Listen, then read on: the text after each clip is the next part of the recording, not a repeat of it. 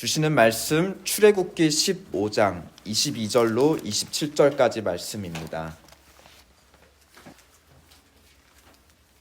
이스라엘 백성이 마침내 출애굽하고 홍해를 건너 완전한 자유를 얻은 이후에 첫 사건을 기록하고 있습니다. 출애굽기 15장 22절로 27절 제가 대표로 읽겠습니다. 모세가 홍해에서 이스라엘을 인도하매 그들이 나와서 수르 광야로 들어가 거기서 사흘 길을 걸었으나 물을 얻지 못하고 마라에 이르렀나니 그곳 물이 써서 마시지 못하겠으므로 그 이름을 마라라 하였더라. 백성이 모세에게 원망하여 이르되 우리가 무엇을 마실까 하매 모세가 여호와께 부르짖었더니 여호와께서 그에게 한 나무를 가리키시니 그가 물에 던지니 물이 달게 되었더라. 거기서 여호와께서 그들을 위하여 법도와 율례를 정하시고 그들을 시험하실세.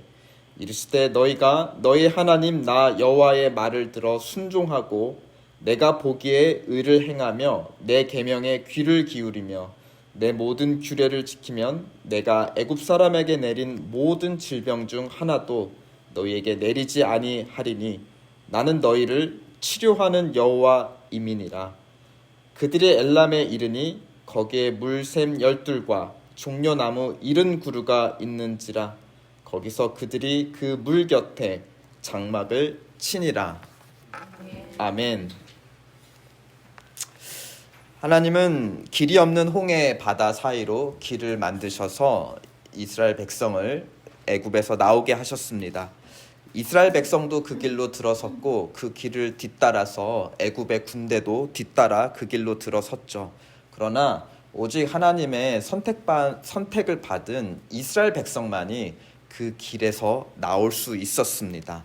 애굽 군대는 중간에 물속에 잠기게 되었죠. 하나님의 길을 시작할 뿐만이 아니라 끝까지 마치는 자, 하나님께서 끝까지 인도하고 보호하시는 자가 진정으로 하나님의 백성인 것을 우리는 지난 시간 살펴보았습니다. 오늘 출애굽기 15장 본문은 그렇게 완전한 자유를 얻은 후에 이스라엘 백성들의 첫 여정을 또 기록하고 있습니다. 22절에 보면 이제 홍해를 떠나 수르 광야라는 곳으로 들어갔는데 사흘 길을 걸었으나 물을 얻지 못했다 하였습니다. 23절에 그 끝에 어떤 물이 있는 오아시스 같은 곳에 도착했는데 물이 너무 써서 마시지 못했다. 그리고 그 이름을 너무 썼기 때문에 마라라 하였다 하였습니다. 물이 너무 써서 마시지 마라 하는 그런 건가 하고 아재 개그 한번 해봅니다. 흥미롭죠? 물이 문제예요. 홍해는 물이 너무 많아서 문제였어요. 가야 되는데 물이 너무 많아서 가로막고 있어서 문제였고, 이제 광야로 들어왔는데 또 무엇이 문제인가요? 물이 문제예요. 물이 적어서 또 문제인 것입니다. 하나님을 믿고 따라 나선 이후로 계속 물이 문제예요. 문제가 생기고 있습니다. 하나님은 왜 우리를 문제 속으로 인도하고 계시는가? 우리는 어려움이 생겼을 때 문제라고 하죠. 문제는 묻는 질문인 거예요. 그렇죠. 답해야 하는 시험이라는 겁니다. 25절을 보면 하나님께서 그들을 그래서 시험하셨다라는 표현이 나오고 있습니다. 홍해 앞에서 낸 그 어려운 시험 문제 앞에 이스라엘 백성들은 어떻게 대답했나요? 물이 많아 죽게 되었고 뒤에는 애굽의 군사들이 쫓아와서 죽게 되었다라고 하며 두려워하고 부르짖고 원망하였다 하였습니다. 오늘 또 광야에서 낸 이 시험 문제 앞에 24절을 보면 그들은 또 모세에게 원망하며 우리가 무엇을 마실까 하고 원망으로 또 대답을 하고 있어요. 하나님께서 무엇을 시험하시는 건가?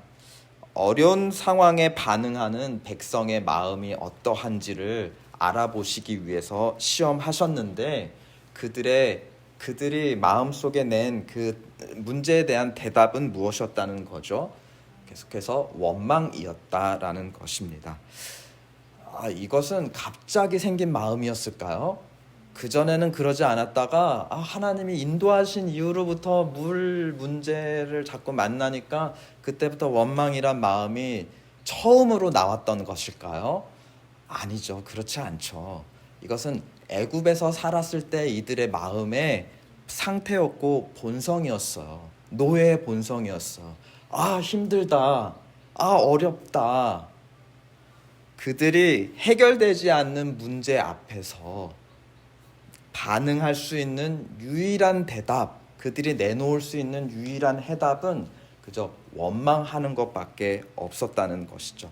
하나님은 이러한 문제 앞에 이들의 마음의 원망을 통해서 이들이 어디에 속해 있었던가 그들의 옛 모습을 확인하시는 것입니다. 그런데 하나님은 확인하시는 데서만 그치는 것이 아니라 진정으로 이 시험 문제를 내신 진정한 목적을 25절에 이렇게 밝히고 계세요. 거기서 여호와께서 그들을 위하여 법도와 율례를 정하시고 그들을 시험하셨다.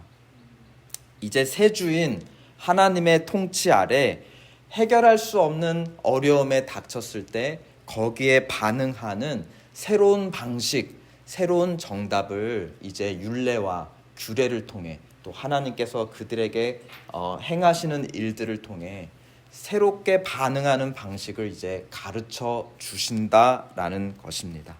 그것은 원망하는 대신에 하나님을 신뢰하고 그 말씀에 순종하는 법입니다. 그럴 때 원망이 아니라 이제 감사와 찬양으로 바뀔 수 있구나 하는 것, 그것이 여호와를 따르는, 하나님을 따르는 법도이구나 하는 것을 가르쳐 주시기 위해서였습니다. 그래서 어떻게 했습니까? 하나님의 말씀대로 모세가 어떻게 했죠? 홍해 앞에서 나무 지팡이를 바다를 향해 내밀 때 홍해 바다에 길이 생겼습니다. 길을 건넌 후 이스라엘 백성의 마음은 원망에서 무엇으로 변했죠? 그들의 입에서 나왔던 원망 대신 우리 읽지 않은 15장 1절부터 21절까지 보면은 모세가 찬송하고 이어서 마리아가 찬송을 합니다. 그렇죠. 원망이 찬송으로 바뀌었습니다. 또 오늘 본문에서 하나님 말씀대로 모세가 나뭇가지를 쓴 물에 던지자 그 쓴 물이 단물로 변했습니다. 마치 이스라엘 백성의 원망하는 쓴 마음이 하나님을 찬양하는 단 마음으로 바뀌었다는 것을 우리에게 암시해 주고 있습니다. 하나님은 왜 우리를 시험 문제로 이끌어내시는가? 왜 우리를 시험하시는 것 같은가? 그 참된 목적 26절에 기록되어 있는데요. 한번 다 함께 읽어보시겠습니다. 시작.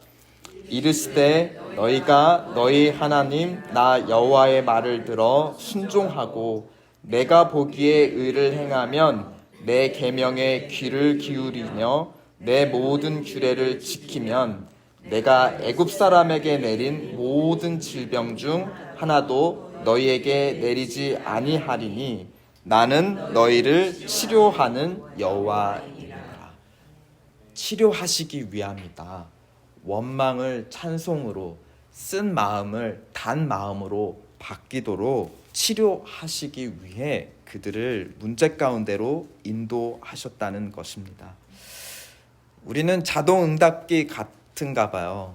어려움이 우리에게 전화를 걸어오면 자동으로 응답을 하죠.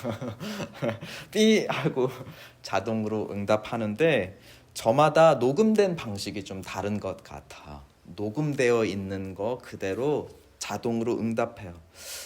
누군가는 원망으로, 또 누군가는 분노로, 또 어떤 사람은 또 회피로 어려움을 또 처음으로 반응하기도 하죠. 여러분에게 녹음된 어려움을 대하는 자동 응답 방식은 어떤 것일까요?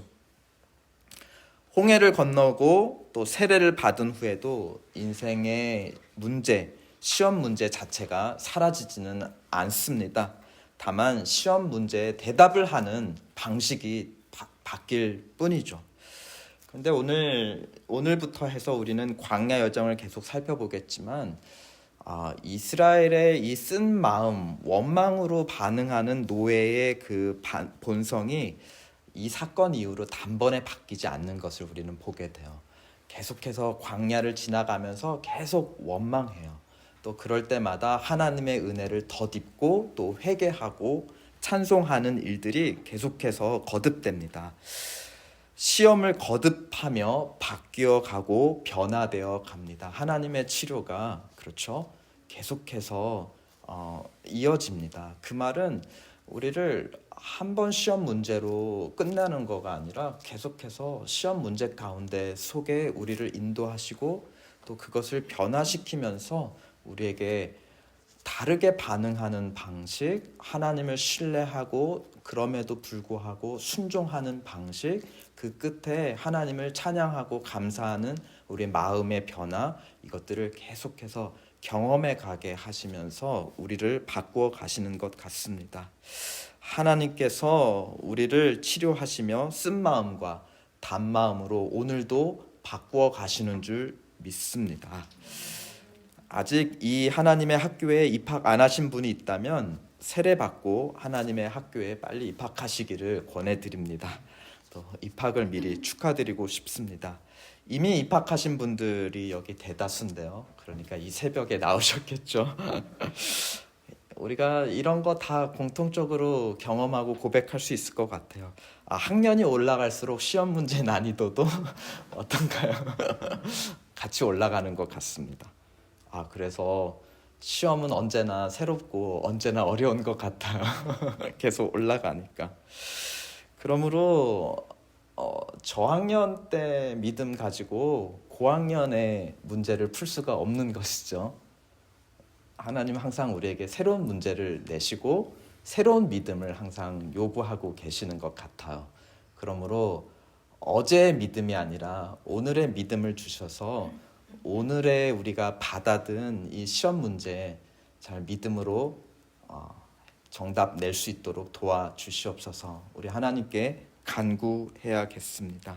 하나님은 치료자이시다.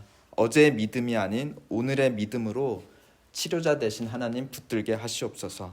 그 믿음으로 오늘도 우리 인생의 쓴물 앞에 예수 그리스도의 나무 십자가를 던지는 우리 모세와 같은 자들 되게 하여 주옵소서. 함께 기도하겠습니다. 우리 저희 자신을 위해서 기도해요.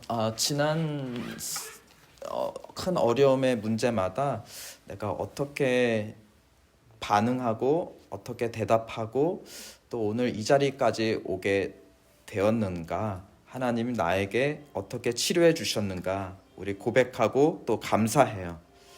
또 지금 다른 문제, 어려운 문제 가운데 빠져 있는 육체적 문제, 또 물질적 문제, 관계적 문제 가운데 빠져 있는 어려움 당하고 있는 교우들 또 주변 사람들 있다면 그들에게 하나님 붙들고 다르게 반응하는 방식, 늘 해왔던 익숙한 방식으로 또 해결하려고 하는 것 아니라 새로운 방식, 하나님을 주인 삼는 방식, 하나님께서 치료해주고 해결해 주시기를 믿고 의지하고 붙들고 순종하는 새로운 방식을 배우게 하시고 그 끝에 단물로 마음이 변하여 찬송하게 하시옵소서.